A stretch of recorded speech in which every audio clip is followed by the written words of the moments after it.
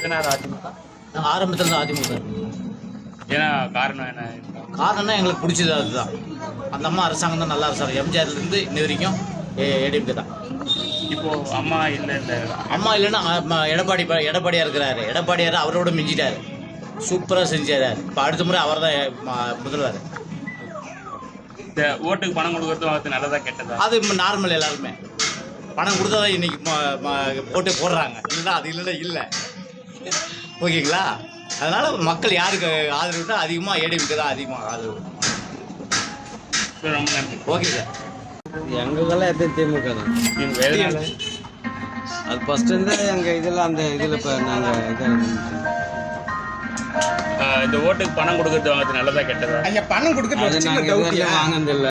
ஆதரவு வந்து ஏடிஎம்கே, அனைத்து அண்ணா திராவிட முன்னேற்ற கழகத்துக்கு ஓட்டு. எதனாலன்னா மக்கள் முன்ன இருக்கிற ஆட்சிக்கு இப்போ இருக்கிற ஆட்சிக்கு எவ்வளோ இதே இருக்குது. இதெல்லாம் அவ்வளோ சரியில்லை.